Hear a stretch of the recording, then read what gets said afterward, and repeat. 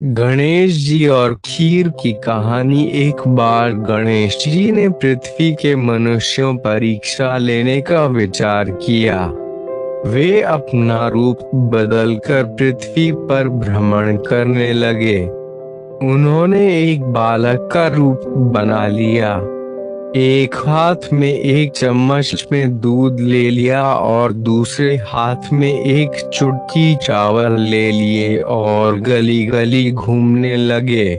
साथ ही साथ आवाज लगाते चल रहे थे, कोई मेरे लिए खीर बना दे, कोई मेरे लिए खीर बना दे। कोई भी उन पर ध्यान नहीं दे रहा था, बल्कि लोग उन पर हंस रहे थे।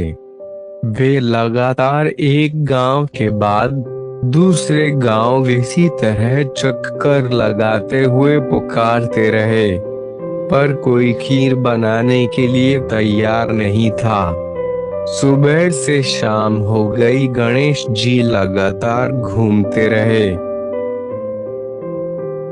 एक बुढ़िया थी, शाम के वक्त अपनी झोपड़ी के बाहर बैठी हुई थी। तभी गणेश जी वहां से पुकारते हुए निकले कि कोई मेरी खीर बना दे, कोई मेरी खीर बना दे।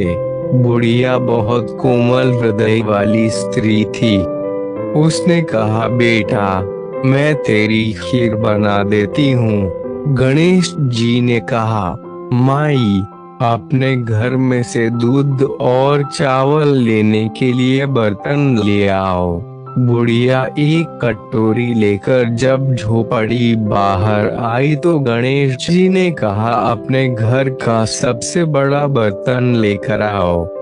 बुढ़िया को थोड़ी झुंझलाहट हुई, पर उसने कहा, चलो, बच्चे का मन रख लेती हूँ। और अंदर जाकर वे अपने घर सबसे बड़ा पतीला लेकर बाहर आई। गणेश जी ने चम्मच में से दूध पतीले में उड़ेलना शुरू किया। तब बुढ़िया के आश्चर्य की सीमा न रही जब उसने देखा दूध से पूरा पतीला भर गया है। एक के बाद एक वह बर्तन झोपड़ी बाहर लाती गई और उसमें गणेश जी दूध भरते चले गए। इस तरह से घर के सारे बर्तन दूध से लबालब भर गए। गणेश भगवान ने बुढ़िया से कहा, मैं स्नान करके आता हूँ, तब तक तुम खीर बना लो, मैं वापस आकर खाऊंगा।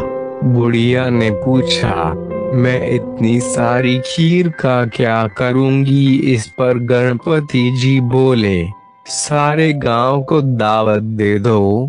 बुढ़िया ने बड़े प्यार से मन लगाकर खीर बनाई।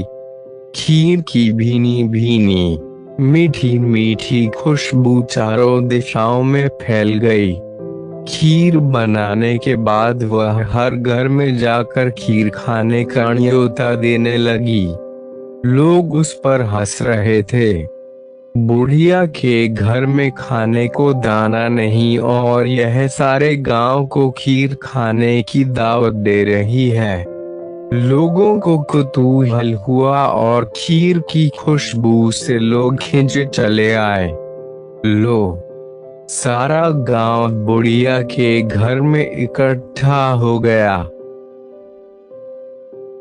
जब बुढ़िया की बहू को दावत की बात मालूम हुई, तब वे सबसे पहले वहां पहुंच गई। उसने खीर से भरे पतीलों को जब देखा तो उसके मुंह में पानी आ गया। उसे बड़ी जोर से भूख लगी हुई थी।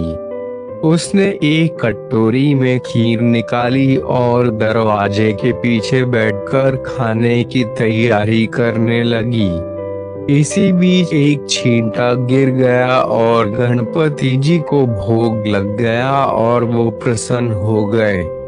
अब पूरे गांव को खाने की दावत देकर बुढ़िया वापस अपने घर आई तो उसने देखा बालक वापस आ गया था।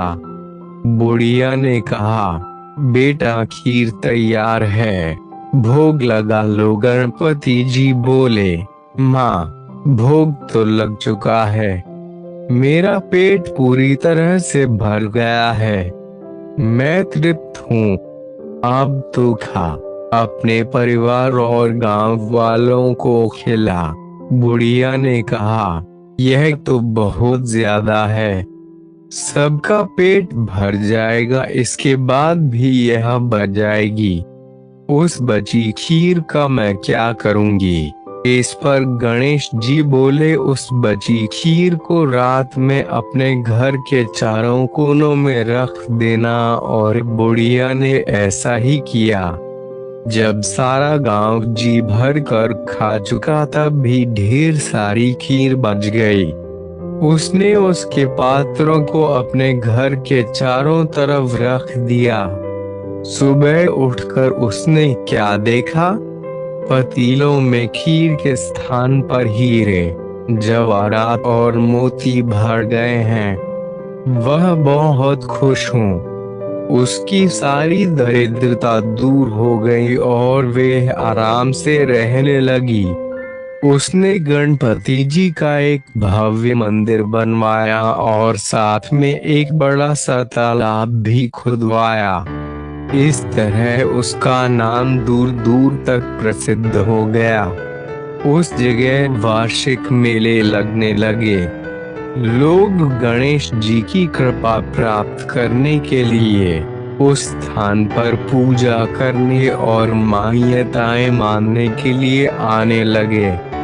गणेश जी सबकी मनोकामनाएं पूरी करने लगे।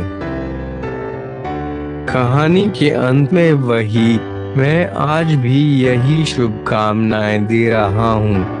कहते को, सुनते को, होकारे भरते को। जैसी कृपा गणेश भगवान ने बुढ़िया पर की, वैसी कृपा हम सब पर करना।